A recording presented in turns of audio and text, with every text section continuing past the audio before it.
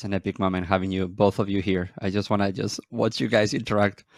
I mean, Uh, Dota is beautiful right now. I think like playing like the old style of offlane, like in my opinion, just isn't very good anymore. Like where you're just like some Mars or some Dragonite and you rush a Blink, your mid farms, like it's just not so good. So like I think this new style, like Amar may have like brought it to everyone's attention, right? Like playing these type of heroes. It's just like it's just a nice style of Dota where both your side laners are farming and your mids picking up runes and running across the map. Like you're really utilizing the whole map pretty well. And I think that's a It's, big success of like Kamar. feel like it's also been happening a bit more last year, or started happening a bit last year. People were looking at offlane. I mean, Profit kind of died out a bit, but then people started playing the Manta Axe and shit when it was broken. And I think people were always looking more than ever before at those types of heroes. Like CK also, it's kind of like half-half, right? Suddenly you scaled really hard into the game and you took a lot more farm, and now you can win it, but you can also beat that stun. Yeah, now I just think it's full blown. Nobody wants to play play a hero that falls off like Centaur. Fuck that. Centaur, Sand King, these heroes aren't being picked very much for a Yeah, reason. no. I do enjoy like the casual sniper or draw mid like now and again. I like those strats. Don't see them so much, but I still like to see that now and again. Thought that was cool as well. But I really think that there needs to be a big change to shake it up a bit. Shake the lanes up again. Yeah, I don't know. I feel like the first 5 minutes is so much. There's I want it to look so much different. I feel like there's so much shit still going on with the region and how the creep waves are worth still so much, and the kills are worth so little. And there's like 4 minutes you can win or lose games depending on what happens. Like, yeah, I don't know. I don't think it used to be so intense. I miss the days where Dota started picking up like minute 8 or 10. But maybe I'm just boomer. I don't know. I mean, Dota's a lot about creeps right now for sure. I think it was Yeah. Andreas who made a post about like his Marcy getting like 20 assists, right? Versus an enemy like 4 who was 0-5 with 50 last hits, right? And those 50 last hits were worth more than like 20 assists. Something like that, right? It just kind of shows like how going for kills is like not meaningless, but it doesn't really give very much. And like the game is very much so about hitting creeps for the most part. Almost all the good teams will focus on just farming for the most Yeah. part and being efficient instead of like making stuff happen in the early game. I miss the team fights. Like again, the team fights that were always happening 10 minutes plus because there was also so much money to get and XP to get.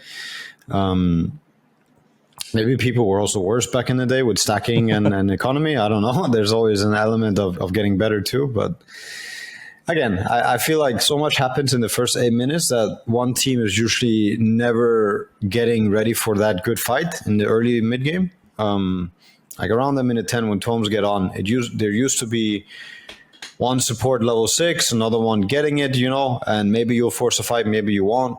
Now it's like everybody has their ultimates minute 10 usually. The one guy who doesn't, he gets the tome. It's full on fucking collapse. Somebody has a beast with a dominator. The game is like, oh my god, you lost. Like people have very strong plays and they have insanely good laning phases. I just find it so punishing. Some laning phases can be so punishing, and I don't know. I miss the more even early mid game. Not the I got 10 more CS and now shit's going down. Yeah, you're like describing like I was watching you at TI. Like you guys were one of the only teams I feel like that kind of played like that, where you just like got ready at 10 minutes and just ran at the opponents, and your opponents didn't know how to react to that. So maybe you just need to come back and bring that back to the game, because I don't think anyone else other than you guys were really doing that type of style. Yeah, before, but you remember when it was Manila Major time, and it was like the team fight stuff with Phoenix and Earth Spirit, and people would lose their lanes, still team fight, and a lot of money was like given around to both teams. Like kills gave so much, both in XP and gold. Now is like with what's happening early game, like something was different about that laning phase. There's also the investment in the stout shield for the carry, in the other things for the early game. Now everything is so fucking accelerated. I think partly because people did get better. The Helm of Iron Will into Dom builds, all these things. What we were doing a lot, we were abusing the laning phase into early timings, into push. We were doing that for a very long time, but I enjoyed mostly, in my opinion, like having these different metas at different times. I just feel like it's been the same for so long. And Now the it's map always has been this. the same too. Like, And the map has been the same for so long. Yeah. If they would just make it slightly slower again, I think like team fights getting there like between like after minute 10 to 15, not feeling like the game is always lost before minute 10 or at minute 10. I think it would be cool to see again. I miss it. yeah, for sure. I mean, I definitely do think the map not changing for a long time is, it's like so boring Also at makes some it feel points stale. because Yes. everyone knows where every ward spot is, what to do around each ward spot, Where and they're it's just like- farming and how they're running. Yes. so everyone kind of Yeah. like has figured out the map by now, and it's like, I wonder like what would change if you change the map. Like Pango players all of a sudden won't know how to play their hero, and like, and then people have to relearn new warding spots and how to play around them, and it adds a new level of excitement and constantly learning instead of being like at this point at a high level, everyone knows exactly where every ward spot is, what you should do around them, what the best angles and approaches are. So that probably is a part to do with it too. I think so. I think there was everybody was expecting more map changes with the last patch, but when there was almost no map changes, right? They changed a little bit or something, didn't they? The map, no, the map is like not Nothing. changed. I thought they did a little bit of something. They moved the camps. Remember? They moved. How Yeah, long ago wasn't was that what they that? did? The last patch was supposed to be also very big. I don't know. If it feels like it's been the same since forever. It feels forever. Yeah.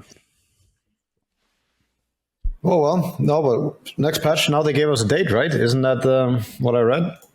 They actually gave us a date for the next patch.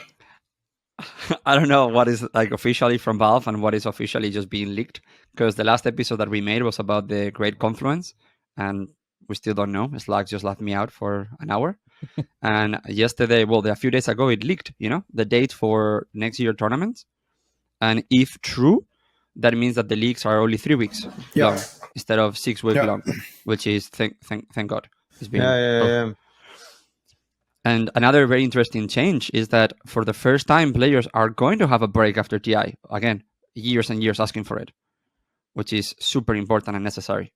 So I hope that is true as well. Yeah, I mean, have you guys seen the changes? I saw the date change, but I wasn't sure how official that was, of course. But that was it, pretty much. Oh, I see. So only before September 3rd is when we're getting the next patch. That's all we got. The 7.32. Okay. Yeah. So, Johan, look, for example, if the TI will finish November, let's say October 31st, okay? And the open qualifiers start from December 11th to December 13th. And the close qualifiers right after. But if you are a Division 1 team, which makes sense that you're also in TI, so you're in TI, you're on Division 1, you don't play until January 9th. So you have, for the first time ever, a month and a half, 2 months, of trying to disconnect a little bit. Now, the problem is all these other people are going to be playing nonstop, So if there is not a new patch, they might be just playing it here longer, but we'll see. Imagine that you could potentially play and not play again until January. How would that feel?